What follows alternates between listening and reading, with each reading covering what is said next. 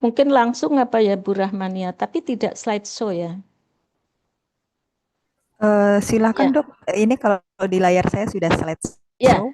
sudah ya. Iya, Baik, oke baik baik. Bapak Ibu. Jadi kita akan belajar sore ini, belajar bareng tentang KPS, kualifikasi dan pendidikan staf. Ada 21 standar dan 80 EP. Dan agenda kita nanti adalah pendahuluan, gambaran umum, penjelasan setiap standar, dan penutup. Next slide, silahkan. Ya, jadi kami menggunakan ini ya Bapak Ibu. Jadi sudah keluar standar akreditasi rumah sakit berdasarkan KMK 1596 dan dilengkapi dengan instrumen akreditasi yang telah disusun oleh Kemkes dan sudah dibagikan. Next.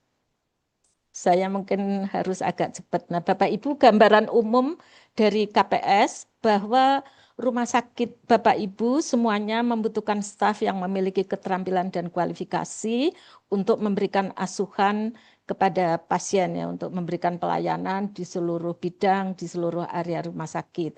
Kemudian rumah sakit juga harus mengidentifikasi jumlah dan jenis staf yang dibutuhkan dan melakukan perekrutan, evaluasi, dan pengangkatan staf melalui proses yang efisien dan seragam. Kemudian nanti Bapak Ibu diminta rumah sakit juga melakukan kredensial kepada tenaga medis, tenaga perawat, dan tenaga kesehatan lainnya. Next.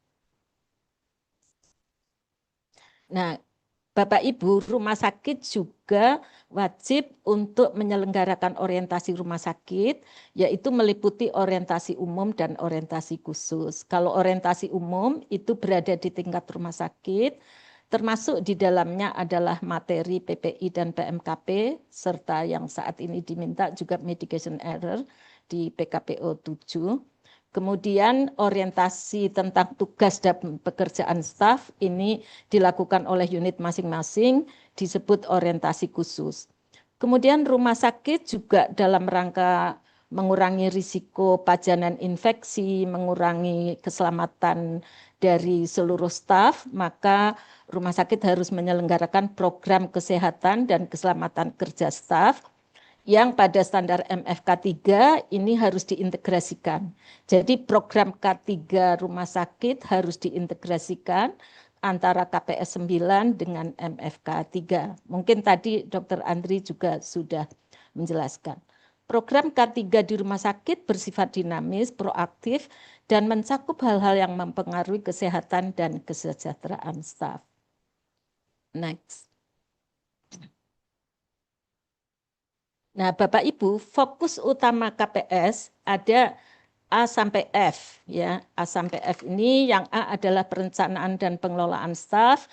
Ini meliputi KPS 1 sampai dengan KPS 7.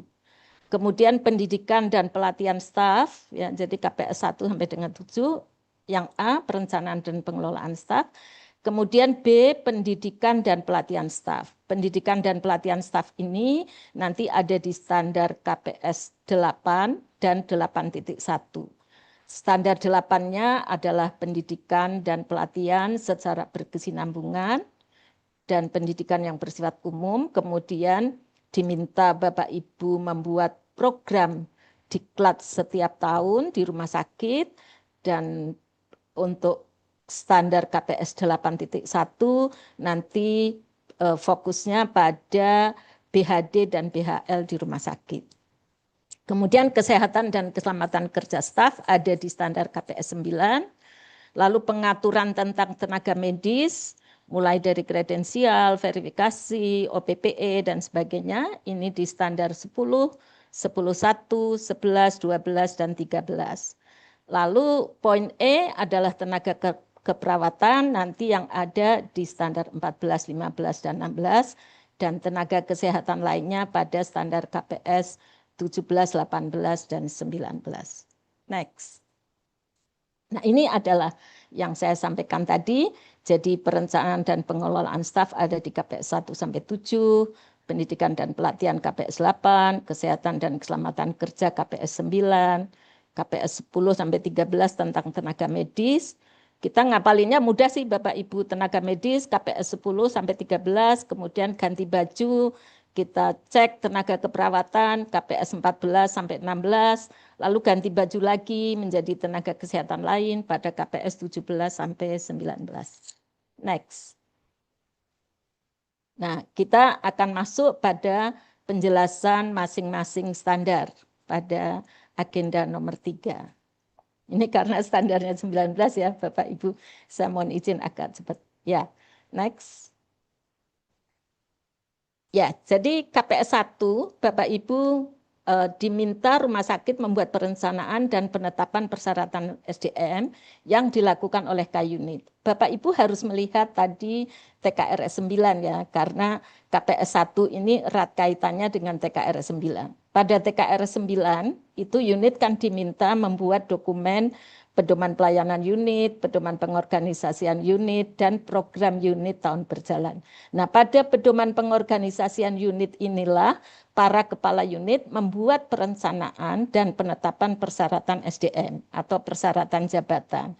Jadi pada dokumen pedoman pengorganisasian unit ada namanya pola ketenagaan, subbab pola ketenagaan. Maka perencanaan ini direncanakan oleh seluruh kepala unit dengan membuat dokumen seperti yang diminta pada TKRS 9. Kemudian KPS 2, tanggung jawab setiap staf dituangkan dalam uraian tugas. Ini baik staf yang non-klinis, tenaga medis, keperawatan maupun nakes lainnya. Diuraikan, jadi semua punya uraian tugas, tentu kalau yang murni PPA maka ada di dalam SPK dan RKK. Kalau yang manajerial pasti ada tugas, kewenangan, dan tanggung jawabnya. Nah, ketika seseorang merangkap manajerial dan klinis, nanti harus ada 2 uraian tugas yang berbeda. Nanti akan saya jelaskan secara rinci di KPS 2. Nah, kita ke next, ke KPS 1. KPS 1, Bapak Ibu, standar KPS 1, rumah sakit diminta agar kepala unit merencanakan dan menetapkan persyaratan pendidikan, keterampilan, pengetahuan, dan persyaratan lainnya bagi semua staf di unitnya sesuai kebutuhan pasien. Next. Nah, kepala unit menetapkan persyaratan pendidikan, kompetensi, dan pengalaman setiap staf untuk memberikan asuhan kepada pasien. Nah, dalam menghitung kebutuhan staf, maka kepala unit harus mempertimbangkan misi rumah sakit, populasi pasien yang dilayani, dan kompleksitas serta kebutuhan pasien, lalu layanan diagnostik dan klinis yang disediakan rumah sakit. Tentu kalau layanannya banyak, ya, klinik-kliniknya banyak, tentu dibutuhkan SDM yang sesuai. Kemudian juga jumlah pasien juga mempengaruhi penghitungan staf. Jumlah pasien rawat inap, rawat jalan, lalu peralatan medis yang digunakan. Ada peralatan medis yang sangat peka, misalnya yang tidak bisa dioperasionalkan oleh satu orang, harus tim dan sebagainya. Ini menjadi pertimbangan ketika menyusun pola ketenagaan. Kemudian di dalam menyusun tentang syarat pendidikan, tentu rumah sakit harus mematuhi peraturan perundang-undangan, di mana dibutuhkan syarat pendidikan, keterampilan, atau persyaratan lainnya. Bapak Ibu menggunakan metode yang diakui sesuai peraturan saat ini. Perencanaan kebutuhan staf disusun secara kolaboratif oleh kepala unit dengan mengidentifikasi jumlah, jenis, dan kualifikasi staf yang dibutuhkan. Nah, tentu dalam perencanaan staf ini juga harus dipertimbangkan hal-hal sebagai berikut. Misalnya terjadi jumlah pasien atau kekurangan staf di satu unit sehingga dibutuhkan rotasi dari unit lain. Kemudian permintaan staf untuk rotasi tugas berdasarkan nilai-nilai budaya atau agama dan kepercayaan.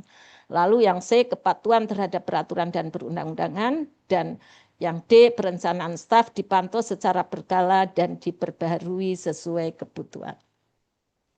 Next. Nah, ini adalah elemen penilaian KPS, Bapak Ibu.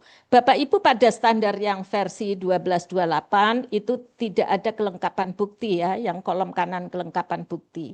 Nah, tetapi saat ini Kemkes sudah meluncurkan keputusan Dirjen yang isinya adalah instrumen.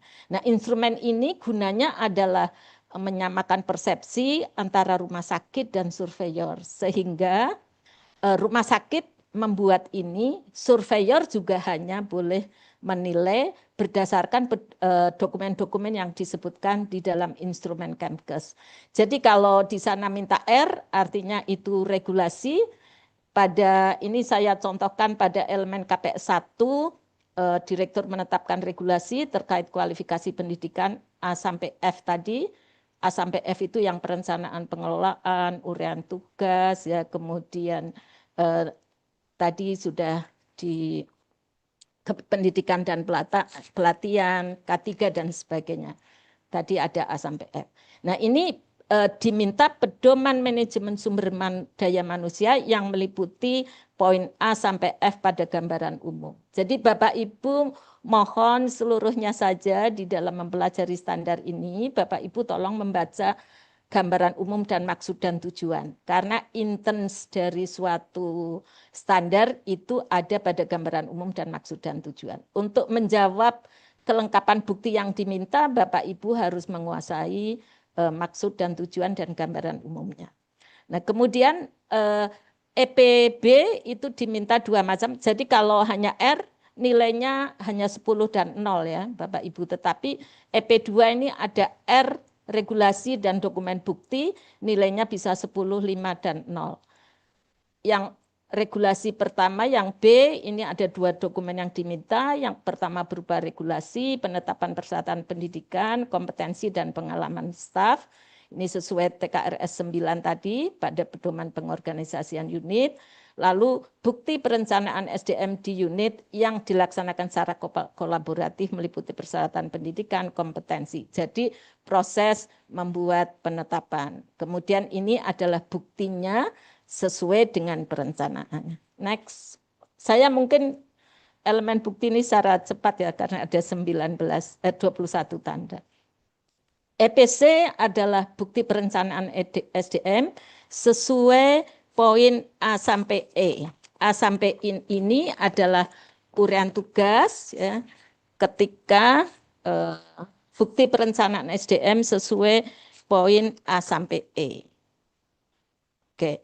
Kemudian yang ketiga, bukti perencanaan staf termasuk membahas penugasan, lalu bukti pemantauan efektivitas perencanaan staf. Jadi analisis dari hasil perencanaan apakah sudah sesuai dengan kebutuhan atau tidak. Next. Nah, KPS 2, tanggung jawab tiap staf dituangkan dalam uraian tugas. Tadi sudah saya sampaikan. Next. Jadi maaf, jadi uraian tugas ini setiap staf tentu berdasarkan sesuai posisinya masing-masing ya, persyaratan jabatan, uraian tugas sesuai posisinya masing-masing, apakah dia sebagai perawat pelaksana, sebagai manajer dan sebagainya. Nah, uraian tugas juga dibutuhkan pada saat misalnya tenaga medis dan tenaga kesehatan ditugaskan di bidang manajerial. Misalnya begini. Misalnya seorang dokter bedah, dia ditugaskan di bidang hanya manajerial saja. Berarti dia hanya butuh uraian tugas bidang manajerial. Karena dia tidak melakukan praktek bedah lagi. Tetapi kalau B itu dokter bedah tadi misalnya, dia masih melakukan operasi tetapi juga merangkap sebagai kepala instalasi bedah. Maka pada B ini dibutuhkan dua uraian tugas, SPKR dan RKK dia sebagai dokter bedah dan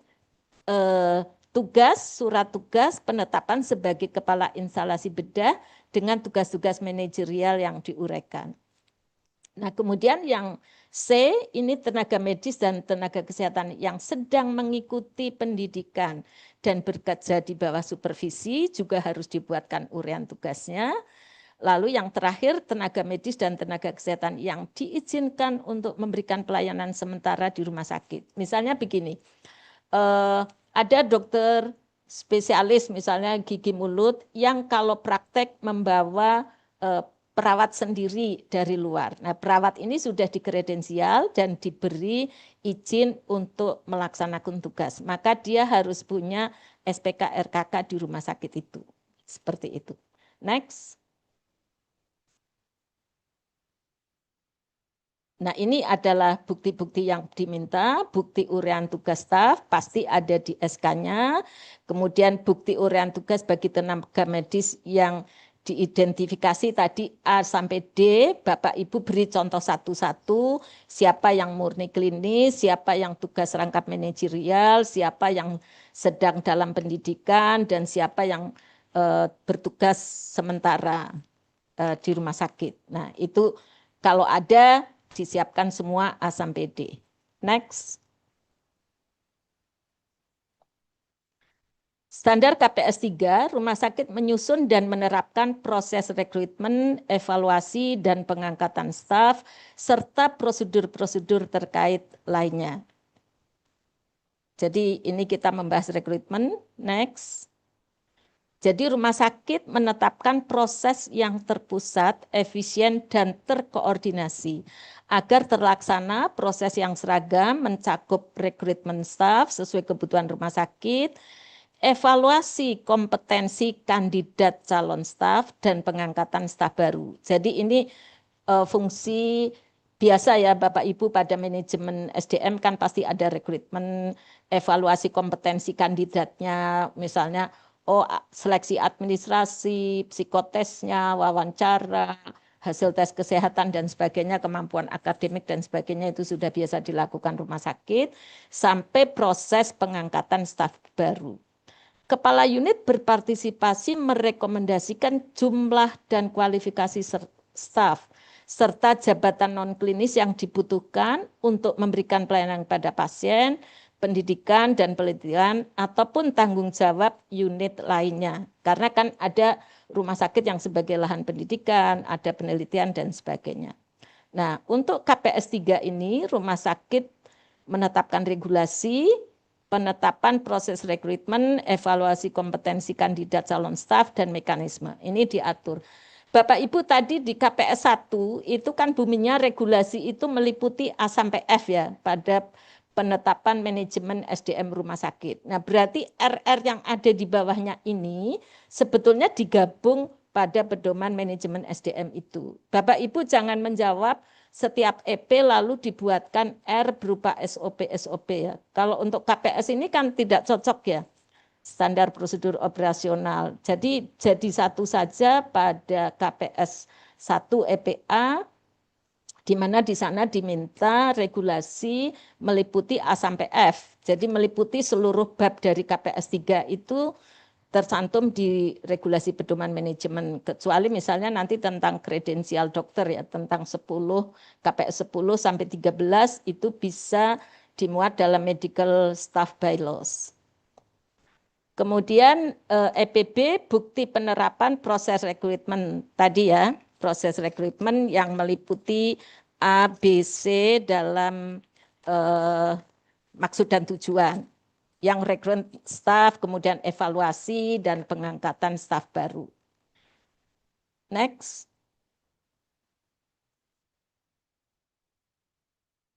Nah, kita sampai kepada standar KPS 4, rumah sakit menetapkan proses untuk memastikan bahwa kompetensi PPA atau profesional pemberi asuhan sesuai dengan persyaratan jabatan atau tanggung jawabnya untuk memenuhi kebutuhan rumah sakit. Jadi KPS 4 ini sebetulnya kembar dengan KPS 5, Bapak Ibu. Hanya KPS 5 itu untuk staf profesional pemberi asuhan dan KPS 5 untuk yang non-klinis. Silakan. Nah, sebelum atau saat mulai bertugas, PPA yang baru direkrut dilakukan penilaian kompetensi awal untuk memastikan para profesional pemberi asuhan ini dapat melakukan tanggung jawab sesuai uraian tugasnya. Rumah sakit dapat menetapkan kontrak kerja sebagai masa percobaan untuk mengawasi dan mengevaluasi PPA tersebut. Penilaian kompetensi awal dilakukan oleh unit di mana para PPA ditugaskan. Kemudian penilaian kompetensi juga mencakup kemampuan PPA untuk mengoperasionalkan alat medis, alarm klinis, mengawasi pengelolaan obat-obatan yang sesuai dengan area penugasannya. Ada di unit mana dia berada. Kemudian rumah sakit menetapkan proses evaluasi kemampuan PPA dan frekuensi evaluasi secara berkesinambungan. Sekurang-kurangnya terdapat 1 kali penilaian terkait uraian tugas tiap PPA yang didokumentasikan setiap tahunnya. Ini nanti dihubungkan dengan KPS 13, KPS 16, dan KPS 19 ya. Evaluasi setahun sekali. Next. Nah, ini adalah bukti-bukti yang diminta. Bapak Ibu, kolom yang kiri tidak saya baca ya karena keterbatasan waktu. Pada EPA, Bapak Ibu diminta menetapkan kompetensi PPA, SPK, dan RKK sesuai dengan kebutuhan pasien. Jadi ini untuk masing-masing dokter, ya. Nanti untuk masing-masing PPA. Nanti diulangi ini di KPS 10 dan seterusnya. Kemudian bukti penerapan proses untuk menyesuaikan kompetensi PPA dengan kebutuhan pasien. Jadi Bapak Ibu kan merekrut PPA harus sesuai pelayanan yang ada dan kebutuhan pasien. Oke. Rumah sakit akan mengembangkan pelayanan apa dan kebutuhan pasien yang datang seperti apa, lalu kita menetapkan jenis pelayanan di TKRS 3 dan kemudian tentu kalau kita menetapkan jenis pelayanan tentu SDM-nya harus ada dulu. Nah, EPB adalah bukti evaluasi awal PPA baru. Jadi evaluasi awal itu biasanya dilakukan misalnya sekitar 3 bulan setelah direkrut untuk memastikan apakah PPA tersebut itu sesuai budayanya dengan kita, bisa melaksanakan tugas, mengoperasionalkan alat dan sebagainya. Kemudian EPC diminta dokumen bukti evaluasi tiap PPA sesuai uraian tugas setiap tahunan. Ini nanti hubungannya dengan KPS sesuai masing-masing ya. Oke. Sesuai masing-masing PPA. Lanjut. Standar KPS 5, rumah sakit menetapkan proses untuk memastikan bahwa kompetensi staf non-klinis sesuai dengan persyaratan, jabatan, dan posisinya untuk memenuhi kebutuhan rumah sakit. Jadi ini hanya ganti baju saja ya Bapak Ibu. Kalau tadi KPS 4 itu untuk PPA, nah kalau KPS 5 ini untuk staf non-klinis. Prosesnya sama ya, mengidentifikasi dan mencari staf yang memenuhi persyaratan jabatan atau posisi non-klinis, memberi orientasi, kemudian melakukan pengawasan dan evaluasi awal, lalu kemudian dengan evaluasi berkala. Ini persis sama EP ini, hanya bajunya saja yang ganti Bapak Ibu. Oke, next. Nah, ini adalah bukti yang diminta. Yang pertama, jadi pada EP 5, standar KPS 5 EPA ini bercampur ya, diminta R, regulasi, tetapi juga diminta dokumen bukti. Kalau seperti ini, scoringnya adalah 10-5-0. Kalau hanya regulasi, itu scoringnya hanya 10 dan 0. Diminta penetapan kompetensi staf non-klinis dengan persyaratan jabatan atau posisinya, kemudian bukti penerapan proses untuk menyesuaikan kompetensi staf non-klinis. Ya, ini bukti-bukti proses rekrutmen dan evaluasi awal. Baik, kemudian EPB, bukti penilaian awal kinerja staf non-klinis. Lalu yang EPC adalah bukti evaluasi sesuai uraian tugas dan tanggung jawab. Ini penilaian kinerja staf non-klinis setiap tahunnya. Next, kita sampai ke KPS 6. KPS 6 ini sangat, saya kira semua rumah sakit mampu untuk menyelesaikan KPS 6 tentang file kepegawaian ya. Jadi terdapat informasi kepegawaian yang terdokumentasi dalam file kepegawaian setiap saat. Artinya file kepegawaian itu dinamis dan harus diupdate terus. Next. Terdapat informasi kepegawaian yang terdokumentasi dalam file kepegawaian setiap staf, dan file kepegawaian terkini setiap staf merupakan informasi sensitif yang harus dijaga kerahasiaannya, distandarisasi, dan diperbaharui sesuai kebijakan rumah sakit. Jadi Bapak Ibu menulis di pedoman manajemen SDM, file kepegawaiannya distandarisasi terdiri dari ini sesuai standar ya. Ini terdiri A sampai G, minimal ya Bapak Ibu, A sampai G ini minimal yang diminta oleh standar. Bapak Ibu mau nambahi juga boleh, tetapi kurang tidak boleh ya. Jadi harus ada pendidikan, kualifikasi, keterampilan dan kompetensi staf. Bukti orientasi adalah orientasi umum dan orientasi khusus ya, nanti diatur di KPS 7. Lalu urean tugas staf, tadi kan semua staf harus punya urean di KPS 2. Riwayat pekerjaan sebelum masuk rumah sakit, penilaian kinerja staf, ada penilaian kinerja awal pada saat pasca rekrutmen 3 bulanan dan penilaian kinerja yang rutin minimal setahun sekali. Kemudian salinan sertifikat pelatihan, baik pelatihan intern rumah sakit maupun di luar rumah sakit. Kemudian informasi kesehatan yang dipersyaratkan, misalnya medical check up pada saat awal masuk, kemudian medical check up rutin, vaksinasi, imunisasi, dan sebagainya. Next. Nah, ini adalah permintaan untuk bukti-bukti yang EPA adalah file kepegawaian staf distandarisasi dan dipelihara serta dijaga kerahasiaannya. Nah, Bapak Ibu silahkan apakah mau file kepegawaian itu hard copy atau soft file, silahkan Bapak Ibu atur di regulasinya bahwa rumah sakit bermutu menggunakan misalnya file-file soft file yang ada di folder apa, lalu ditentukan jenisnya minimal tadi A sampai G. Bapak Ibu mau nambahi sampai Z juga boleh ya. Tetapi menurut saya sekarang belajar ya sesuai standar aja. Oke. Kemudian KPS 7 tentang orientasi. Semua staf diberikan orientasi mengenai rumah sakit dan unit tempat mereka ditugaskan dan tanggung jawab pekerjaannya pada saat pengangkatan. Jadi dia harus orientasi umum dulu di rumah sakit, diinformasikan tentang struktur organisasi rumah sakit, PMKP, PPI, medication error, ya. Kemudian orientasi khusus di unit, katakanlah setiap pegawai baru orientasi khusus di unit 6 minggu. Itu belajar tentang tugas dan tanggung jawab dalam pekerjaannya nanti yang akan dilaksanakan. Hasil orientasi dicatat dalam file kepegawaian dan orientasi juga harus diberikan kepada staf paruh waktu, sukarelawan, mahasiswa atau training. Jadi kalau Bapak Ibu rumah sakitnya sebagai rumah sakit pendidikan, maka semua mahasiswa yang masuk di rumah sakit itu harus dilakukan orientasi dulu. Nah, ini adalah bukti-bukti yang diminta. Yang pertama adalah regulasi orientasi umum. Ini bisa digabung di manajemen SDM atau dibuat tersendiri di pedoman manajemen SDM atau dibuat sendiri program orientasi umum di tingkat rumah sakit.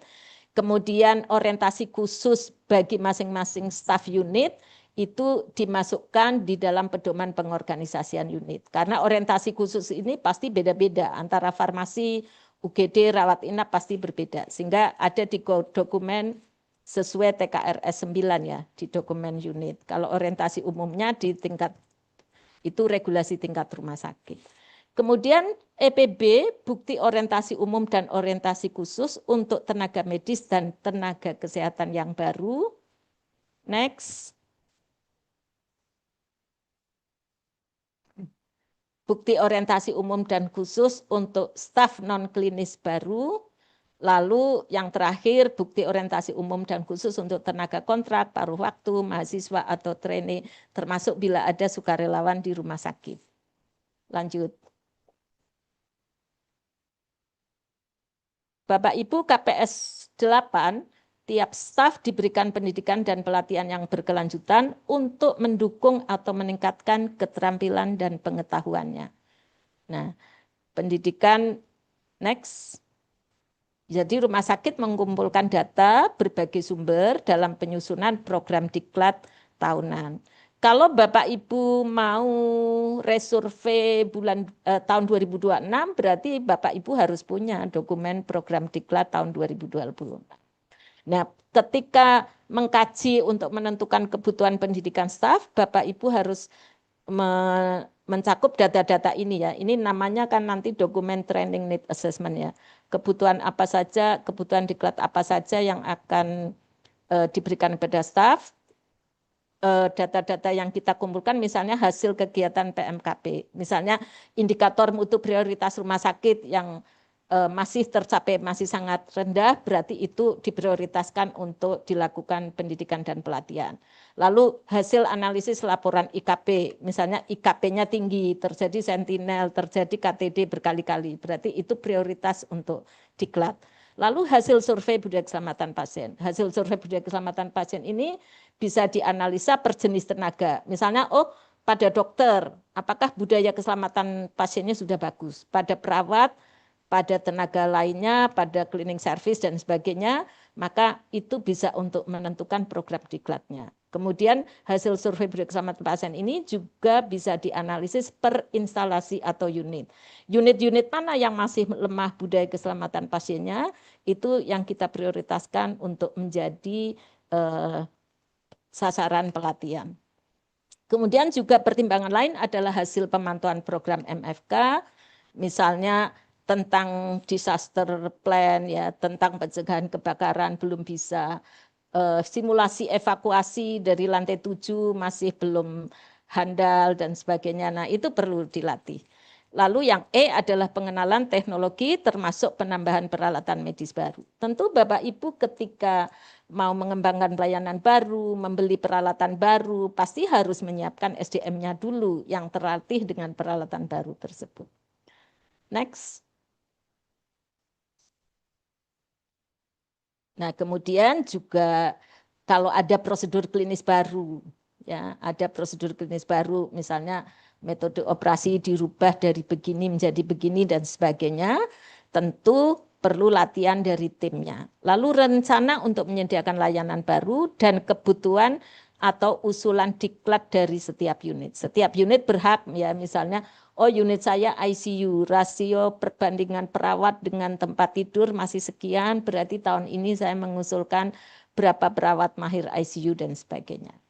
Nah, Bapak Ibu, rumah sakit juga harus menentukan staf mana yang diharuskan untuk mendapatkan pendidikan berkelanjutan untuk menjaga kemampuan mereka. Misalnya, IPGN ya, untuk PPI sudah ikut PPI dasar lalu ikut PPI lanjut. Demikian juga misalnya yang bedah sudah pendidikan dasar lalu pendidikan lanjut. Nah, itu seperti itu harus dilakukan terus-menerus. Kemudian rumah sakit juga harus memantau dan mendokumentasikan pendidikan staf. Pemantauan pendidikan itu baik selama proses pendidikan maupun pasca diklat ya. Lalu membuat program diklat setiap tahun untuk memenuhi kebutuhan pasien dan atau memenuhi persyaratan pendidikan berkelanjutan. Bapak Ibu, saya ingin mengingatkan ya bahwa untuk resurvei semua dokumen bukti Bapak Ibu minimal adalah 12 bulan. Jadi tolong disiapkan mulai sekarang yang akan survei 2026, berarti dokumen-dokumen bukti tadi yang diminta itu minimal adalah 12 bulan. Pada pedoman tata laksana survei Kemkes disebutkan seperti itu. Kecuali untuk rumah sakit baru itu dokumen bukti adalah 3 bulan, rekam mediknya 4 bulan ya. Nah, KPS 8 tentang pendidikan ini bukti hasil identifikasi kebutuhan tadi training need assessment meliputi A sampai H, tidak saya ulang. Kemudian program pendidikan dan pelatihan yang telah disusun, jadi misalnya program pendidikan dan pelatihan rumah sakit bermutu tahun 2026 harus ada ya. Kalau program itu kan setiap tahun Bapak Ibu. Ya, kalau pedoman itu boleh kalau selama belum ada penggantian metodologi ya enggak masalah. Tapi 2 tahun, 3 tahun ditinjau kembali pedoman ya.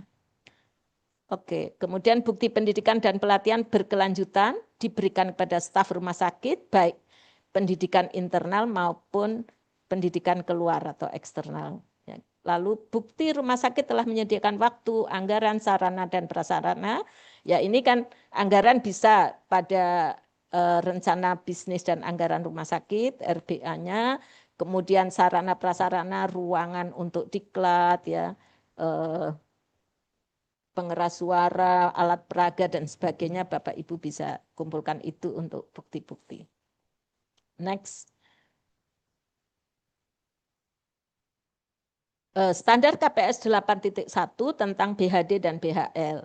Staf yang memberikan asuhan pasien dan staf yang ditentukan rumah sakit dilatih dan dapat mendemonstrasikan teknik resusitasi jantung paru dengan benar. Jadi ini BHD dan BHL. Next. Nah, semua staf yang merawat pasien, termasuk dokter dan staf lain yang ditentukan oleh rumah sakit, telah diberikan pelatihan teknik resusitasi dasar. Rumah sakit menentukan pelatihan BHD atau BHL untuk setiap staf sesuai dengan tugas dan perannya. Artinya BHL itu untuk siapa saja sih, silahkan ditentukan oleh rumah sakit. Misalnya, oh yang di UGD, yang di ICU, yang di OK. Nah silahkan ditentukan. Kemudian rumah sakit menentukan bahwa staf lain yang tidak merawat pasien seperti pekarya atau staf registrasi harus mendapatkan pelatihan BHD. Jadi BHD itu hampir untuk semua staf rumah sakit. Kemudian tingkat pelatihan bagi staf tersebut harus diulang berdasarkan persyaratan dan atau jangka waktu yang ditentukan oleh program pelatihan yang diakui. Misalnya kalau PTLS saya tiap berapa tahun ya, itu ada ketentuannya misalnya dari Persatuan Dokter dan sebagainya. Nah, silakan Bapak Ibu mengacu itu. Terdapat bukti yang menunjukkan bahwa tiap anggota staf yang menghadiri pelatihan benar-benar memenuhi tingkat kompetensi yang diinginkan. Ini biasanya nanti kan kita cek ya, yang dilatih siapa saja, apakah yang dilatih itu sudah bisa memperagakan PHD dan sebagainya. Kemudian Code Blue juga diperagakan. R-nya regulasinya penetapan pelatihan, ini sekali lagi digabung pada KPS 1, jangan Bapak Ibu bikin SOP di sini ya. Lalu EPB, bukti staf yang mengikuti pelatihan BHD atau bantuan hidup tingkat lanjut telah lulus sertifikatnya. Lalu resusitasi jantung paru tingkat dasar ini dilakukan simulasi ya Bapak Ibu, biasanya simulasinya sekalian pada telusur KPS. Kemudian yang EPC, bukti pelaksanaan pelatihan setiap 2 tahun. Jadi Bapak Ibu yang mau resurvei, kalau pelatihan BHD-nya sudah lewat 2 tahun, tolong diperbaharui lagi, dilakukan pelatihan lagi ya. Bukan dokumennya diperbaharui ya Bapak Ibu, tetapi pelatihan lagi dan didokumentasikan. Saya harus ngajari yang benar. Next. Nah, KPS 9 adalah tentang K3 untuk staf kesehatan dan keselamatan kerja. Rumah sakit diminta oleh standar untuk menyelenggarakan K3. Nah, mengapa begitu? Karena staf rumah sakit mempunyai risiko terpapar infeksi karena pekerjaannya. Kemudian identifikasi sumber infeksi berdasar atas epidemiologi sangat penting untuk menemukan staf yang berisiko terpapar. Dalam pelaksanaan program K3 harus dipahami tentang cara pelaporan dan mendapatkan pengobatan. Jadi semua staf harus tahu, kalau saya sakit, terduga terpapar, tertusuk jarum dan sebagainya, saya harus melapor kemana, saya harus berobat kemana di rumah sakit, akan dilakukan konseling dan sebagainya. Kemudian juga yang B, identifikasi risiko dan kondisi berbahaya di rumah sakit. Bapak Ibu harus pada MFK ini juga sudah jelas ya, tempat-tempat berisiko dan sebagainya itu dilakukan pengawasan oleh rumah sakit. Kemudian yang C adalah masalah kesehatan dan keselamatan lainnya, misalnya vaksinasi, medical check up, dan sebagainya. Tentu juga termasuk pendidikan, pelatihan, dan intervensi terkait pengelolaan kekerasan. Jadi Bapak Ibu sekarang kan sering muncul ya video ya, ada perlakuan kekerasan terhadap staf rumah sakit oleh pasien atau oleh keluarga pasien. Nah, ini Bapak Ibu harus mengantisipasi tentang kemungkinan itu dan harus membuat manajemen risikonya mencegah terjadi. Misalnya dengan membuat tulisan bahwa staf kami sudah dilatih dan mohon dilakukan dengan sopan, tidak boleh menyerang petugas dan sebagainya. Itu biasanya kan pos-pos yang rawan itu UGD ya. Dalam kondisi keluarga panik, nanti ada petugas yang kurang berkenan, pernah ada dokter juga mau dipukul oleh keluarga pasien. Nah, ini Bapak Ibu harus ada pendidikan dan pelatihan untuk intervensi terkait kekerasan, kemudian juga dilakukan edukasi, intervensi terhadap staf yang berpotensi melakukan kejadian tidak diharapkan dan kejadian sentinel. Ini bisa dimasukkan dalam pelatihan tentang budaya keselamatan pasien di rumah sakit ya, yang ini. Kemudian tata laksana kondisi terkait pekerjaan yang umum dijumpai. Misalnya petugas farmasi yang sering mengangkut barang-barang ke gudang. Nah, itu sering terjadi penyakit pinggang. Ini harus diberikan peralatan, misalnya troli dan sebagainya. Jadi peralatan-peralatan kerja juga harus baik, posisi ergonomis dan sebagainya. Yang G, vaksinasi, imunisasi, pencegahan dan pemeriksaan kesehatan berkala. Bapak Ibu melakukan medical check up secara berkala bagi seluruh petugas, ya, kemudian pengelolaan kesehatan mental staff seperti pada saat kondisi kedaruratan dan pandemi kemarin. Next. Bapak Ibu, elemen penilaiannya yang pertama adalah penetapan program K3. Bapak Ibu ini harus diintegrasikan dengan program MFK ya, MFK 3 EPB, jadi digabung di sana. Jadi tidak masuk di KPS 1 tetapi program K3 rumah sakit tersendiri, gabungan dari KPS 9 dengan MFK 3. Kemudian, karena diminta di standar MFK seperti itu. Kemudian D, bukti pelaksanaan program meliputi A sampai H tadi. Misalnya bukti vaksinasi, bukti pemeriksaan kesehatan pasien staf yang sakit, yang tertusuk jarum, bukti pencegahan kekerasan dan sebagainya, meliputi A sampai H. Lalu termasuk diwawancara ya ini Bapak Ibu, kalau ada W berarti ini tim K3RS-nya diwawancara, lalu EPC adalah bukti hasil identifikasi staf yang terpapar serta upaya pencegahan dan vaksinasi. Pernah ada kan misalnya vaksinasi difteri untuk staf rumah sakit ya. Oke, next. Nah, KPS 9 masih EPD, hasil identifikasi risiko staf terpapar, hasil pemeriksaan kesehatan dan vaksinasi, lalu bukti pelaksanaan evaluasi, konseling pada staf yang terpapar infeksi dan dikoordinasikan dengan PPI ini ya. Jadi ini kalau misalnya kemarin ada staf yang terpapar COVID, nah kalau sekarang misalnya terpapar TB dan sebagainya atau untuk emerging disease dan sebagainya. Next. Masih KPS 9, EP-nya banyak sekali ya sampai G. Daftar area yang berpotensi untuk terjadi tindakan kekerasan, lalu upaya tadi dengan banner dan sebagainya. Ini ada O-nya ya Bapak Ibu. Jadi surveyor akan melakukan observasi area yang berisiko terjadi tindakan kekerasan. Lalu Bapak Ibu sudah melakukan treatment apa di situ untuk pencegahan-pencegahan. Yang EPG, bukti pelaksanaan pada saat terjadi infeksi atau tertusuk jarum, ada juga bukti evaluasi, konseling, tata laksana untuk staf tersebut. Jadi rekam mediknya dia berobat di mana dan sebagainya. Rekam medik dari staf yang terpapar. Next. Nah, kita akan bicara fokus D ya. Fokus D itu tentang tenaga medis. Bapak Ibu, tenaga medis pada standar ini diatur pada KPS 10, 10.1, 11, 12, dan 13.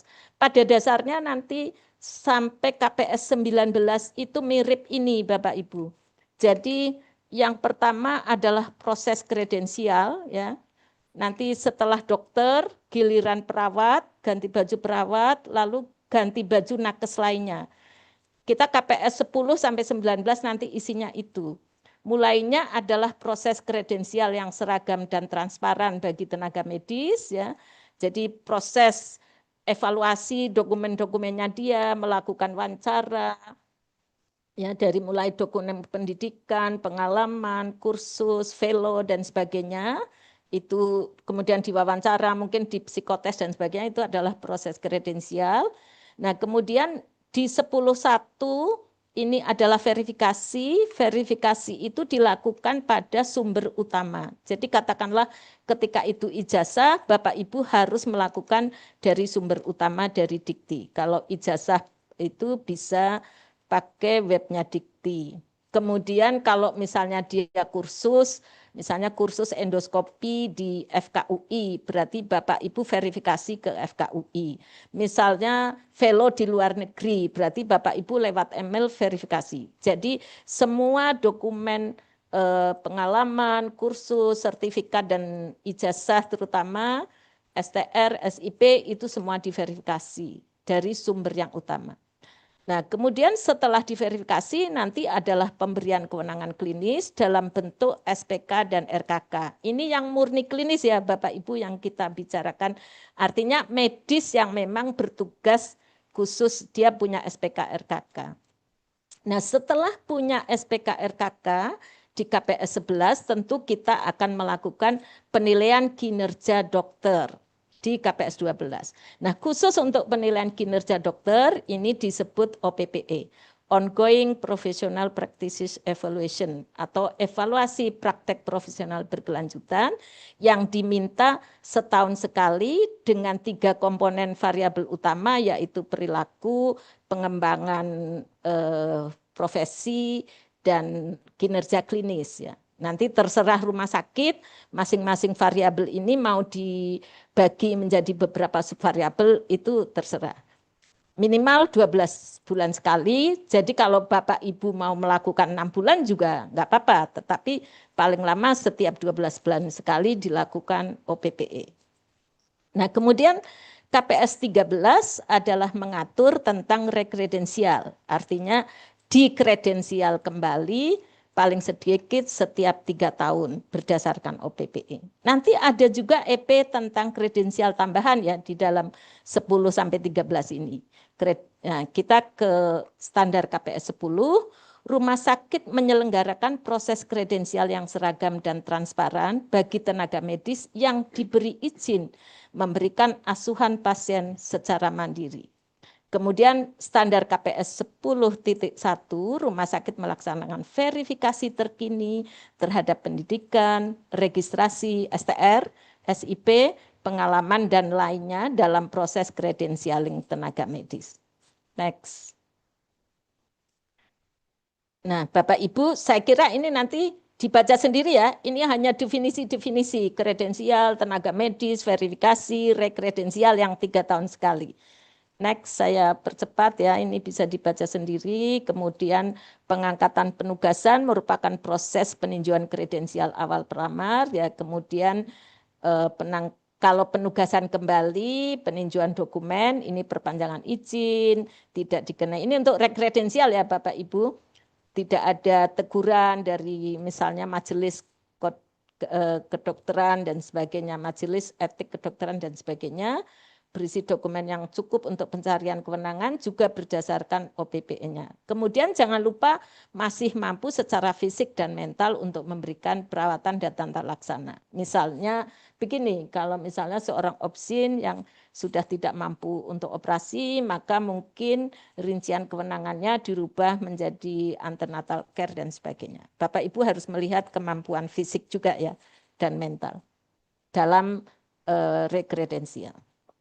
Nah, KPS 10 penetapan peraturan internal medical staff bylaw.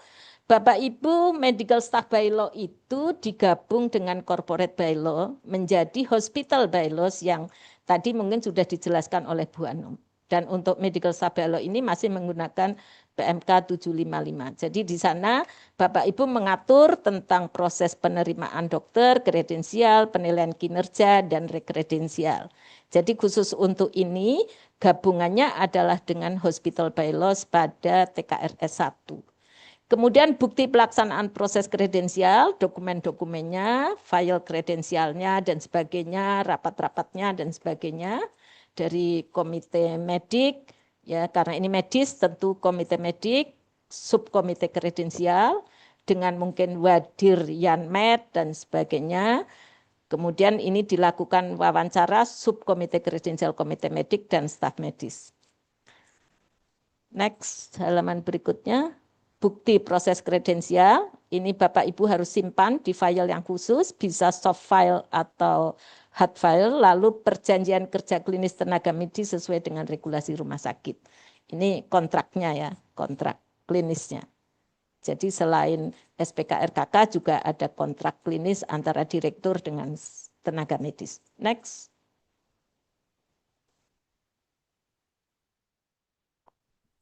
Izin dok, waktunya kurang 20 menit ya. Oke, ngebut. Agak idem sini, yang perawat kan idem aja. Ya, Ya, oke. siap dok. Ya, jadi penetapan pengangkatan tenaga medis ini SPK RKK, Bapak Ibu bukti verifikasi STR, SPP, lalu SPK RKK-nya. Next. Yang 11. Oke. Ya memang KPS banyak sih. Jadi ini penunjukan supervisor tadi kalau yang ini ya dibaca saja KPS 11 ini adalah rumah sakit menetapkan proses yang seragam objektif untuk memberikan wewenang. Ini SPK dan RKK. Saya kira kita skip ke KPS 12. Ini pertimbangan nanti dibaca saja. Ya, oke, kita ke KPS 12 adalah OPPE. Jadi yang disebut OPPE pada standar ini hanya untuk tenaga medis ya Bapak Ibu. Kalau perawat dan tenaga kesehatan lainnya tidak disebutkan OPPE tapi hanya penilaian kinerja saja. Ini kalau di standar akreditasi Kemkes. Rumah sakit menerapkan evaluasi praktek profesional berkelanjutan tenaga medis secara seragam untuk menilai mutu keselamatan serta pelayanan pasien yang diberikan. Next. Nah, evaluasi OPPE adalah proses pengumpulan data dan informasi. Hasilnya dipertimbangkan dalam pengambilan keputusan untuk rekredensial, Bapak Ibu. Jadi setelah 3 tahun ketika Bapak Ibu rekredensial harus melihat hasil OPPE 3 tahun tersebut. Next. Nah ini proses monitor OPPE kan meningkatkan praktek individu, mengurangi variasi pada masing-masing KSM dengan membandingkan clinical pathway dan PPK. Ini clinical pathway dan PPK diatur di PMKP 7 ya. Kemudian Bapak Ibu juga memperbaiki kinerja KSM dan unit dengan membandingkan acuan OPPE di rumah sakit lain. Nah, unsurnya tadi sudah saya sebutkan, perilaku, pengembangan profesi, dan kinerja klinis. Silakan Bapak Ibu masing-masing misalnya perilaku mau 1 item atau 2 atau 3 silahkan ya, masing-masing variabel. Penetapan penilaian kinerja ini masuknya kan tadi di medical staff bylaws ya, Bapak Ibu. Jangan keliru masuk di pedoman manajemen SDM, tapi masuk di medical staff bylaws, regulasinya, kemudian bukti penerapan proses penilaiannya, ini minimal setiap 12 bulan penilaian masing-masing dokter, kemudian bukti penilaian itu memuat 3 variabel besar ini, silahkan mau dibagi-bagi lagi, silahkan kebijakan rumah sakit, lalu bukti penilaian EPP juga OPPE mencakup pencapaian target indikator mutu. Bapak Ibu lihat di TKRS 11A, kepala unit menilai staf medis dengan indikator mutu unit ya. Jadi indikator ada masukan untuk penilaian OPPE dari kepala unit memberi masukan kepada subkomite mutu dari komite medik dalam penilaian yang memuat indikator mutu prioritas unit. Lalu EPD, penilaian OPPE memuat informasi hasil pelayanan klinis, tadi kan ada kinerja klinis ya, dikaji secara objektif berdasar bukti. Jika memungkinkan dilakukan benchmark. Penilaiannya setiap 12 bulan sekali. Next. Kemudian EPF, bukti laporan insiden keselamatan pasien. Kalau ada dokter yang terkait dengan IKP, maka harus dilakukan secara just culture, budaya yang adil. Jadi bukan blaming culture, artinya harus dianalisis secara root cause analysis, apakah sebabnya karena faktor SDM, faktor lingkungan yang sedang kredit, faktor peralatan yang kurang adekuat dan sebagainya. Jadi tidak boleh langsung menyalahkan baik itu dokter, perawat maupun nakes lainnya. Kemudian yang EPG, bukti RKK telah dibarui, didokumentasikan ini setelah dilakukan OPPE. Bukti SPK RKA ini setiap 3 tahun ya, tadi ya, rekredensial. Next, untuk medis KPS 13, rumah sakit paling sedikit setiap 3 tahun melakukan rekredensial berdasarkan OPPP. Saya kira ini sudah saya bicarakan. Kita langsung ke KPS 14. Mohon nanti Bapak Ibu baca sendiri. Nah, untuk tenaga keperawatan, Bapak Ibu prosesnya sama ya. Jadi rumah sakit mempunyai proses yang efektif untuk melakukan kredensial tenaga perawat dengan mengumpulkan verifikasi pendidikan, registrasi, izin, kewenangan, pelatihan, dan pengalamannya. Next.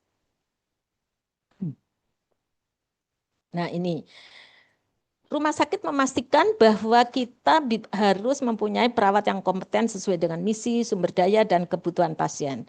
Tenaga perawat bertanggung jawab untuk memberikan asuhan, ya, apalagi perawat ini 24 jam mendampingi pasien ya Bapak Ibu, SDM yang sangat penting di rumah sakit.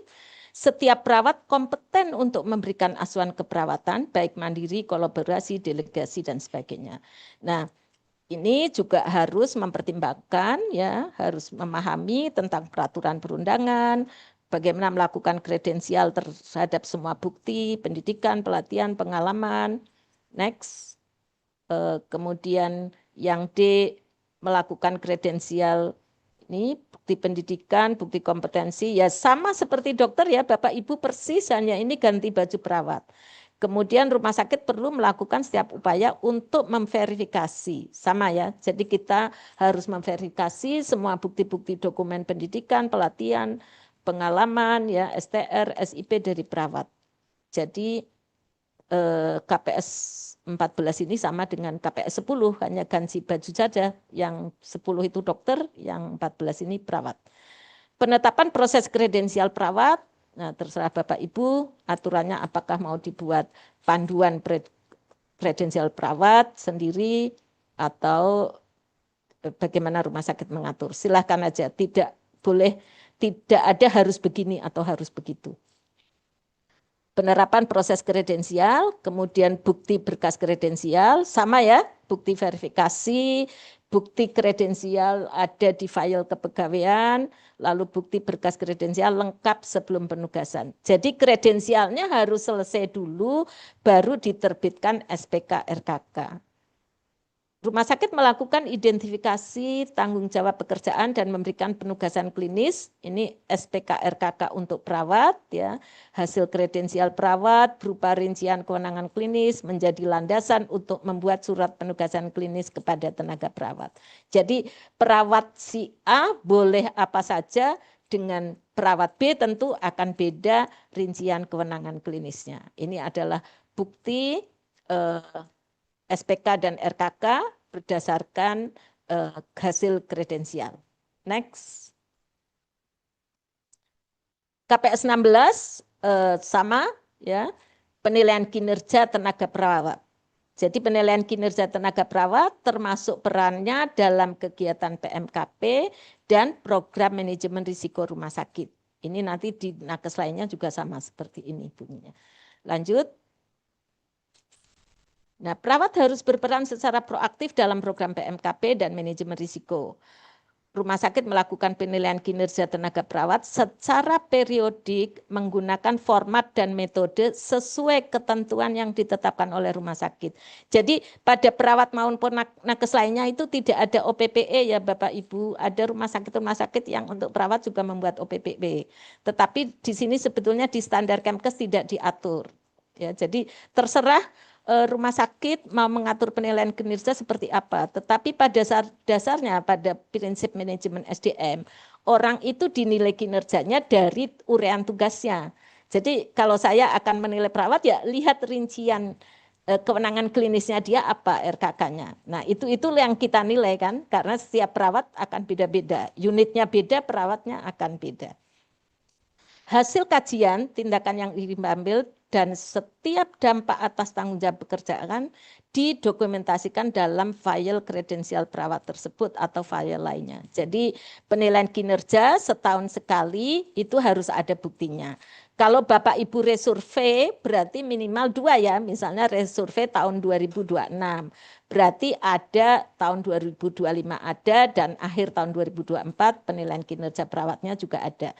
Itu karena minimal track record 12 bulan. Penetapan penilaian kinerja perawat ya tadi pada dokumen jadi satu dengan kredensialnya, kemudian bukti penilaian kinerja tenaga perawat secara periodik minimal setahun sekali, bukti penilaian kinerja memenuhi uraian tugasnya perawat ada di RKK, lalu perannya dalam pencapaian target indikator mutu yang diukur di unit. Bapak Ibu, jadi di unit itu kan ada indikator nasional mutu rumah sakit, IMP rumah sakit, dan IMP unit. Nah, penjelasan dari KPS ini terutama indikator mutu prioritas unit yang menjadi indikator penilaian. Bukti laporan insiden keselamatan pasien yang dilakukan. Jadi kalau seorang perawat itu kebetulan ada kasus insiden di unit itu dan dia terkait dengan insiden itu, maka dokumen itu ada di file keperawatan. Bapak Ibu mohon diperhatikan bahwa khusus untuk EP ini ada TDD, tidak dapat diterapkan. Artinya kalau memang perawat itu tidak ada insiden keselamatan pasien, berarti dokumen ini tidak ada, ya, tidak dapat diterapkan. Dari tadi kan KPS tidak ada yang TDD, baru sekarang muncul TDD ya. Jadi bukti hasil kajian, tindakan yang diambil, yang dokter juga begitu ya. Kalau dokter tidak terlibat insiden keselamatan pasien, ya tidak ada kasusnya KTD, sentinel, berarti kan TDD, Bapak Ibu tidak boleh juga memaksakan diri untuk menyediakan bukti ini. Bukti kalau ada insiden berarti ada kajian, ada RCE, kemudian dampak pada tanggung jawab atas pekerjaan perawat dalam file kredensial. Tetapi Bapak Ibu tetap harus prinsip just culture ya, artinya harus melihat. Misalnya ketika beban kerja sangat berat, pasiennya tiba-tiba banyak, apotekernya hanya satu, lalu salah baca resep, kondisinya tengah malam jam 1 sampai jam 3, itu bukan karena ini ya, tetapi mungkin karena kurang apotekernya yang kurang. Jadi kita harus melakukan budaya just culture, jangan langsung blaming culture. Oh kamu salah, oh kamu ini. Jadi kalau ada statement di TV, misalnya ada insiden lalu manajemennya buka konferensi pers lalu menyatakan bahwa kepada perawat yang bersalah sudah dilakukan tindakan. Wah, saya prihatin sekali ya. Karena sebetulnya harus dilakukan root cause analysis, dikaji secara mendalam kondisi-kondisi apa yang menimbulkan terjadinya IKP tahun itu. Oke, lanjut. Masih berapa menit, Bu Rahma? Nah, kita sampai ke tenaga kesehatan lainnya, KPS 17, 18, dan 19, mengatur nakes lainnya. Sama ya urutannya kredensial, kemudian identifikasi tanggung jawab, dan memberikan penugasan, SPK dan RKK, lalu dilakukan penilaian kinerja. Jadi ini persis sama dengan perawat, ganti baju saja sih Bapak Ibu. Jadi KPS itu sebetulnya mudah ya, hanya idem-idem saja. Next. Jadi KPS 17 rumah sakit mempunyai proses yang efektif untuk melakukan kredensial tenaga kesehatan lainnya dengan mengumpulkan verifikasi pendidikan, registrasi, izin, kewenangan, pelatihan, dan pengalamannya. Next. Nah, rumah sakit perlu memastikan bahwa tenaga kesehatan lainnya kompeten sesuai dengan misi, sumber daya, dan kebutuhan pasien. PPA yang bertanggung jawab memberikan asuhan pasien secara langsung, termasuk bidan, nutrisionis, apoteker, fisioterapis, dan teknis transfusi darah, penata anestesi, dan sebagainya, ini disebut PPA. Ya, termasuk tadi ini PPA lainnya ya. Kemudian staf klinis adalah staf yang menempuh pendidikan profesi maupun vokasi yang tidak memberikan pelayanan secara langsung kepada pasien. Mohon maaf keklik ya. Kemudian rumah sakit memastikan bahwa PPA dan staf klinis lainnya berkompeten dalam memberikan asuhan yang aman dan efektif kepada pasien sesuai dengan peraturan perundang-undangan. Dengan next. Ini ya, memahami peraturan, mengumpulkan semua kredensial. Sama ya tadi dengan perawat kan bunyinya begini, bukti pendidikan, bukti kompetensi terbaru, rekomendasi dan informasi lain, melakukan setiap upaya verifikasi informasi penting dari berbagai sumber, dan mengecek ke website resmi. Ini proses kredensial biasa saja Bapak Ibu. Bapak Ibu hati-hati ya, kita kan pernah kecurian ada dokter palsu ya, ternyata ada juga. Nah, mungkin ada profesi lain yang dipalsukan. Jadi hati-hati, yang mencegah dari kita mendapatkan dokter palsu dan sebagainya adalah proses kredensial. Saya pernah menjumpai loh waktu survei di suatu rumah sakit umum daerah di kabupaten, ada dokter sudah 5 tahun berpraktek sebagai dokter spesialis di situ. Saya curiga karena kalau dia saya ajak ngomong tidak pernah menatap mata saya. Saya minta direktur melacak, waktu itu belum ada proses kredensial ya di standar akreditasi. Saya minta melacak sampai ke universitasnya, ternyata laporan direkturnya ternyata itu dokter palsu. Saya pernah menemui secara waktu saya tahun berapa itu ya, survei, masih survei. Jadi Bapak Ibu hati-hati, sekarang ada proses yang bagus dengan kredensial ini, melindungi rumah sakit supaya tidak kemasukan orang-orang yang menggunakan ijazah palsu karena Bapak Ibu melakukan verifikasi dari sumber utama. Ini sama ya, bukti kredensial dan sebagainya. Saya kira untuk di skip saja 17, 18 itu sama SPK dan RKK, saya kira Bapak Ibu sudah tahu, hanya bajunya ganti. Lalu 19 juga sama tentang penilaian kinerja. Saya mungkin memberi waktu Bapak Ibu untuk bertanya. Jadi ini idem sih ya Bapak Ibu. Jadi ini penutupnya, KPS itu membicarakan 6 topik: perencanaan dan pengelolaan staf, pendidikan dan pelatihan. Ini tadi 1 sampai 7, pendidikan pelatihan 8 dan 81, kesehatan keselamatan kerja ini KPS 9, tenaga medis 10, 10.1, 11, 12 dan 13, keperawatan 14, 15, 16 dan tenaga kesehatan lainnya 17, 18, 19. Sekian Bapak Ibu, mohon maaf waktunya sangat pendek untuk KPS yang 21 standar, semoga bermanfaat, mudah-mudahan bisa berjumpa lagi. Terima kasih. Billahi taufiq wal hidayah. Wassalamualaikum warahmatullahi wabarakatuh.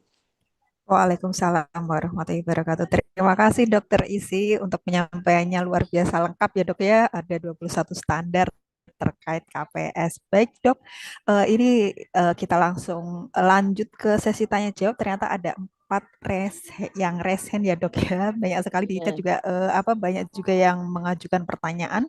Untuk yang pertama Dokter Sebentar, Dokter Mintarsi dari Rumah Sakit Budi Medika. Silakan, Dok. Untuk di mute Silakan. ininya. Silakan.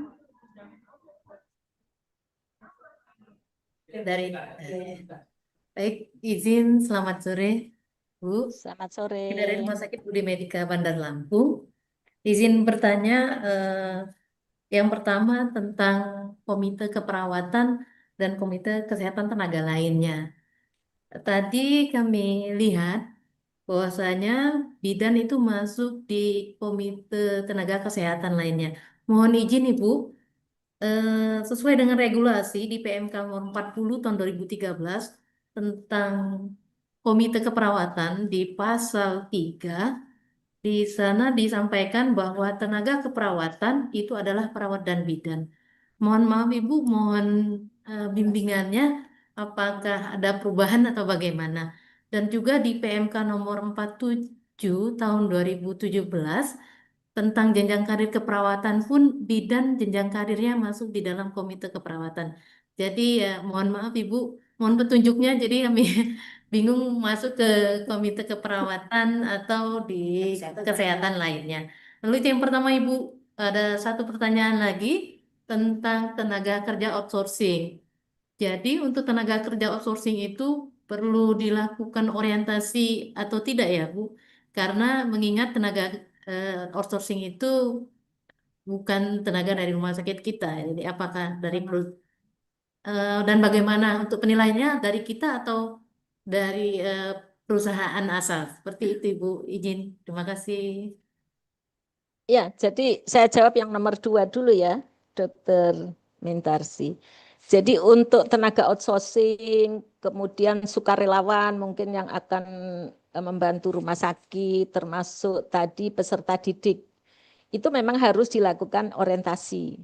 Ya, jadi ada orientasi umum di tingkat rumah sakit, kemudian orientasi khusus itu di mana mereka akan ditempatkan.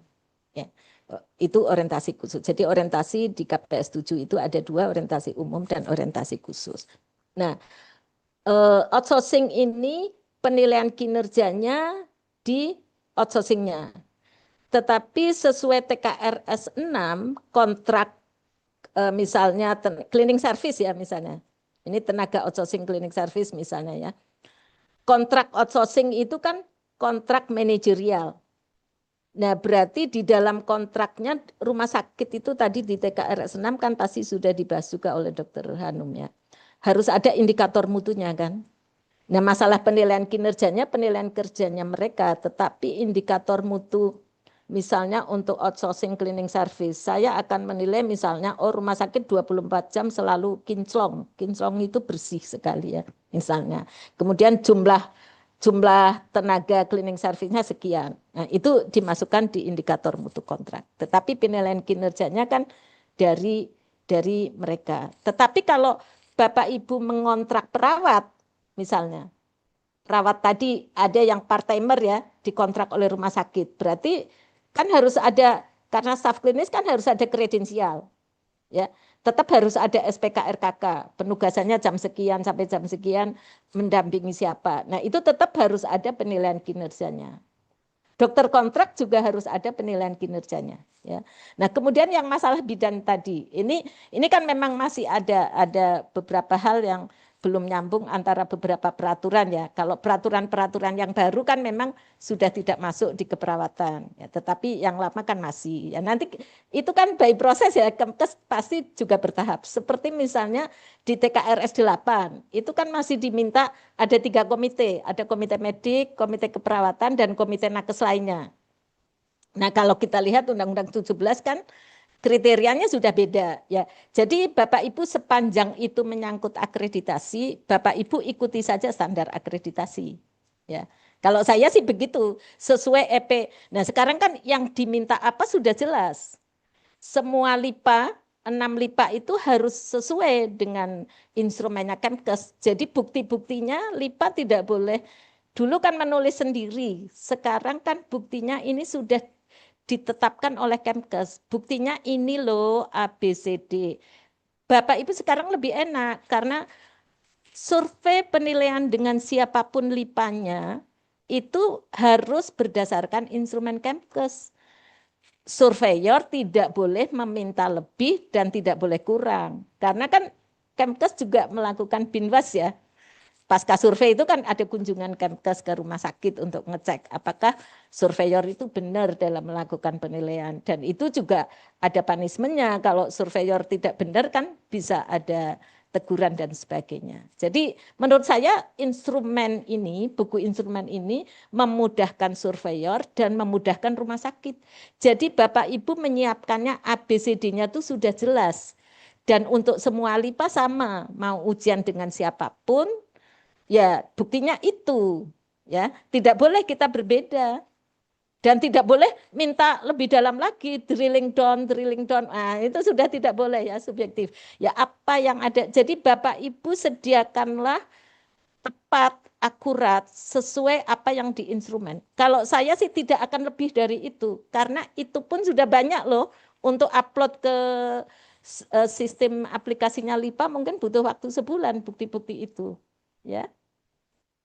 Jadi ini masih dalam tahap penyusuan, beberapa mungkin di standar kurang sesuai dengan aturan yang terbaru. Enggak apa-apa Bapak Ibu ketika penilaian, karena sudah ada instrumen, ya ikuti saja instrumennya. Misalnya nanti di pedoman tata laksana yang rumah sakit Kemkes kan mengeluarkan 4 buku pedoman tata laksana rumah sakit ya. Saya lihat misalnya di pedoman pelayanan itu ada, oh di kamar pasien harus ada papan tulis dan sebagainya. Nah ini banyak yang bertanya, apakah untuk HPK bagaimana? Ya sudah, ketika kita survei penilaian, kita sesuai HPK saja, ya. Jadi masih ya kita butuh waktu ya untuk mensinkronkan semua. Bukan salah, tetapi kita butuh waktu Bu untuk serasi, sinkron semua peraturan ya. Saya kira kita harus maklum seperti itu. Terima kasih, Dokter Mintarsi. Silakan, Bu Rahma. Baik, terima kasih Dokter Isi. Kita lanjut ke pertanyaan selanjutnya ya Dok ya, dari Dokter Abu Rumah Sakit Permata Utama. Baik, silakan Dok Silakan untuk Dokter pertanyaannya. Abu. Terima kasih. Selamat sore, Dokter Isi. Yang saya Selamat hormati. sore. Yang pertama terkait dengan tadi penyampaian di KPS 4 dan nanti akan berlaku juga di KPS 5 ya, hampir sama. Terkait dengan sebelum atau saat PPA itu mulai bertugas, itu PPA yang baru direkrut itu dilakukan penilaian kompetensi awal untuk memastikan bahwa PPA itu dapat melakukan tanggung jawab sesuai dengan uraian tugasnya. Nah, ini untuk rumah sakit baru ya, rumah sakit kami itu kan rumah sakitnya masih baru berdiri dan operasionalnya di bulan Juli kemarin. Nah, itu nanti eh, dalam bentuk apa, kemudian siapa yang menilai? Kalau karyawannya kan masih baru semua, PPA-nya juga masih baru semua, Dokter. Itu yang pertama ya. Kemudian yang kedua terkait dengan KPS 6, bolehkah file kepegawaian itu dalam bentuk digital ya untuk soft copy, karena kalau hard copy kan sekarang filenya kan lumayan banyak ya. Sementara kita ke depan karena sudah ERM serba digital, kita menggunakan eh, berencana untuk paperless gitu Dokter. Apakah diperbolehkan itu di dalam akreditasi nanti? Terima kasih Dokter. Terima kasih. Jadi untuk evaluasi awal KPS 4 itu kan staf klinis ya Dok. Ya, Jadi staf. evaluasi awal itu adalah oleh kepala unit. Katakanlah misalnya ada dokter UGD baru.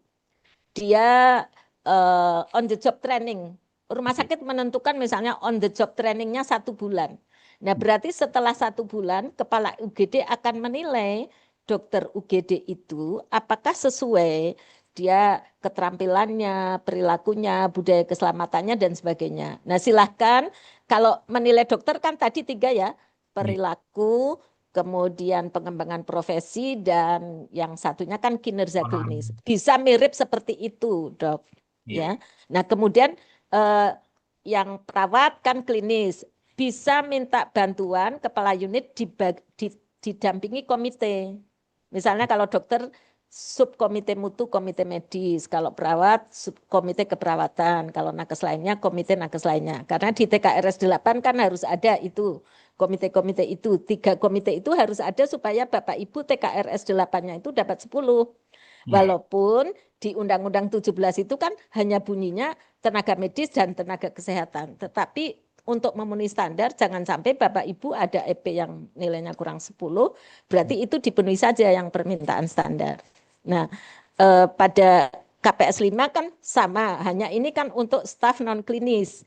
Nah, staf non klinis mungkin bisa dinilai oleh unit dan SDM-nya, bidang SDM yang menangani SDM di rumah sakit, ya, yang menilai. Tetapi terutama yang tahu dia sehari-hari ketika on the job training itu kan kepala unit ya.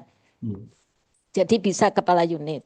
Nah, kemudian file kepegawaian. Tentu kalau sekarang ya digital ya Dok, lebih praktis digital. Nah, tolong dituliskan saja di pedoman manajemen SDM yang di KPS 1 itu bahwa Rumah Sakit Permata melakukan standarisasi file kepegawaian terdiri dari tadi A sampai H, A sampai G, ini dalam bentuk soft file. Nah, diatur begitu sehingga ketika ada surveyor yang menanyakan ke Rumah Sakit Permata, loh mana filenya kok kok ini soft file di rumah sakit yang lain kan ini hard file, hard copy misalnya. Bapak tunjukkan aja regulasinya. Kami mengaturnya memang file kepegawaiannya adalah soft file. Ini bukti pedoman manajemen SDM-nya ada bab itu yang membicarakan. Jadi surveyor kan sebetulnya menilai, mencocokkan regulasi rumah sakit dengan fakta di lapangan. Surveyor tidak boleh membandingkan dengan rumah sakit lain. Oh, di sana begini, di sana begitu. No, tidak boleh. Tetapi regulasinya Bapak bunyinya seperti apa, itu lalu dokumen buktinya sesuai dengan regulasi rumah sakit. Saya kira cukup jelas. Terima kasih dokter. Yang penting kita di dalam regulasinya muncul untuk file kepegawaian itu Iya, dalam iya dalam bentuk Iya. soft file. Seperti misalnya SPK-RKK ya. Iya. SPK-RKK semua staf klinis itu kan harus ada ketika dia di unit itu. Misalnya katakanlah seorang dokter spesialis, ketika dia di UGD, misalnya saya sedang survei, loh itu dokter spesialis siapa ya? Oh dokter Amin, spesialis saraf. Saya minta SPK-RKK-nya. UGD bisa menunjukkan SPK-RKK-nya dokter Amin di UGD. Tetapi ketika dia visite di rawat inap, kepala rawat inap pun bisa menunjukkan, ini loh, misalnya surveyor yang lain pas dirawat inap, itu dokter siapa? Dokter Amin. Oh mana SPK-RKK-nya? Bisa ditunjukkan. Jadi kalau itu dalam bentuk hard copy, SPK-RKK kan akan kerepotan harus fotokopi di mana-mana, nanti ada yang kececer tidak ada. Nah kalau soft file itu dalam bentuk share folder misalnya, yang penting staf di unit-unit itu bisa membuka SPK-RKK itu menunjukkan kepada surveyor penilai. Demikian juga misalnya dokumen kredensial ya. Kalau dokumen kredensial kan ini harus disimpan, merupakan rahasia juga ya. Jadi di subkomite mutu, komite medik, subkomite mutu, komite keperawatan dan sebagainya. Terima kasih dokter. Ya, ada lagi silakan. Ya, ini mungkin satu pertanyaan lagi dok ya, karena kita tidak Ya, semua waktunya bisa ya. karena tidak semua pertanyaan kita bisa ini ya dok ya kita jawab. Baik, silakan untuk dari Aulia Hospital, silakan untuk on videonya.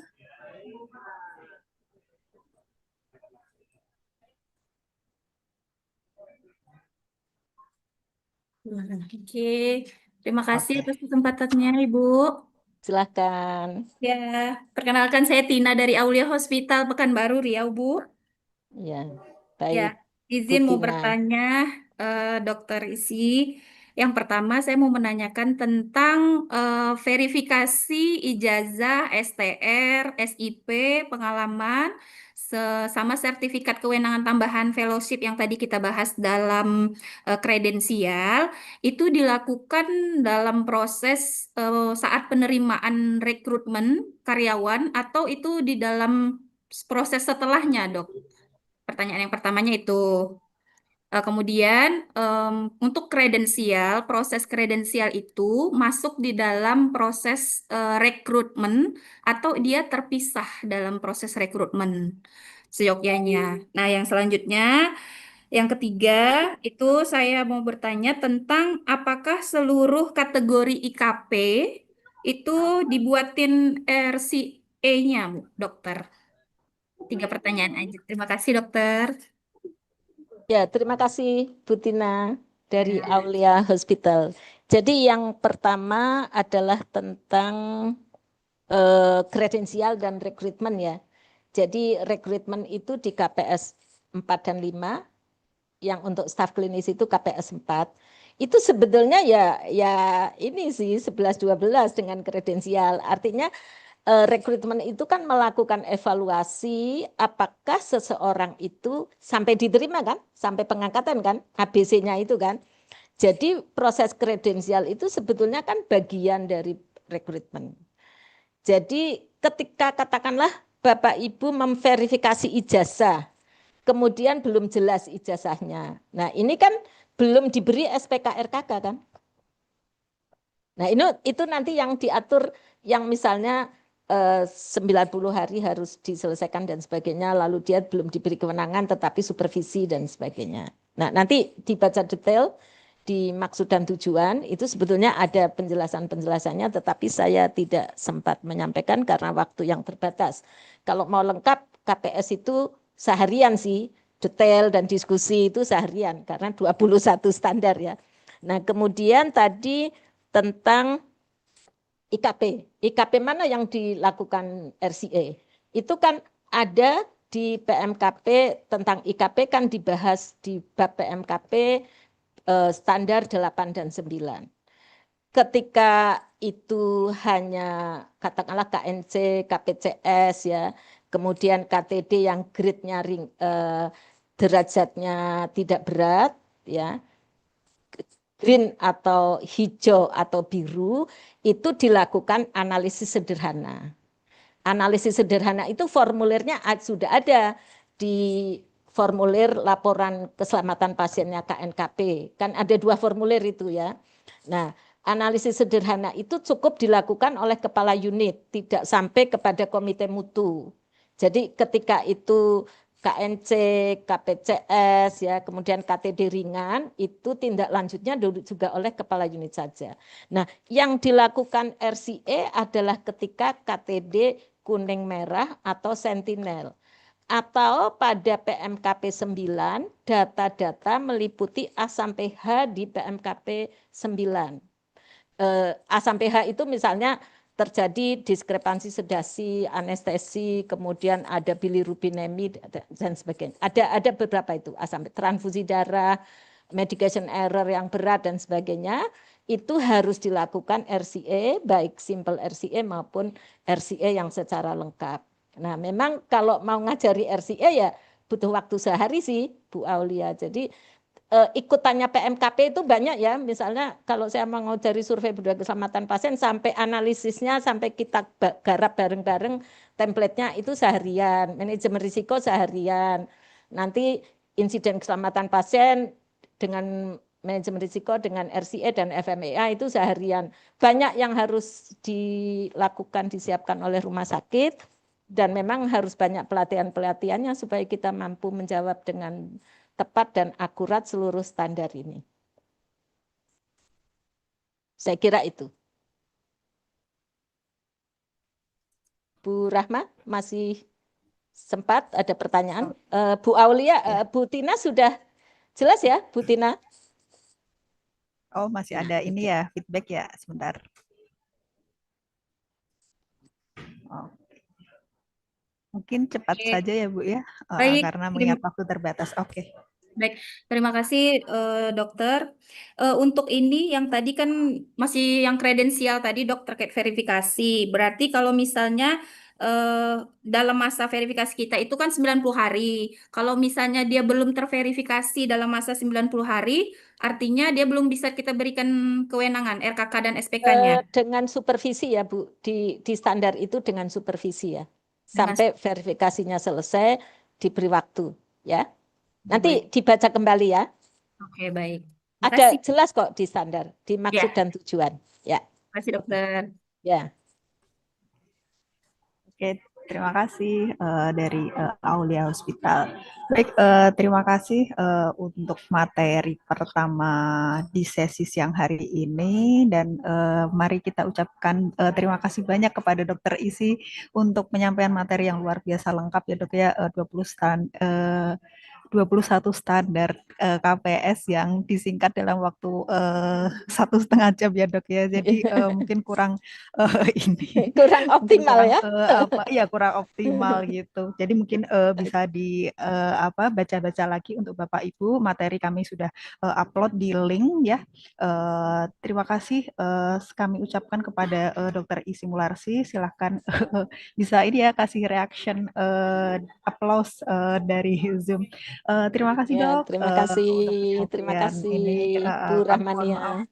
Ya, kami mohon maaf terima kalau kasih ada salah-salah ya. Ya, kesempatannya. Terima kasih Bapak Ibu sudah merespon dengan baik. Mohon maaf lahir batin.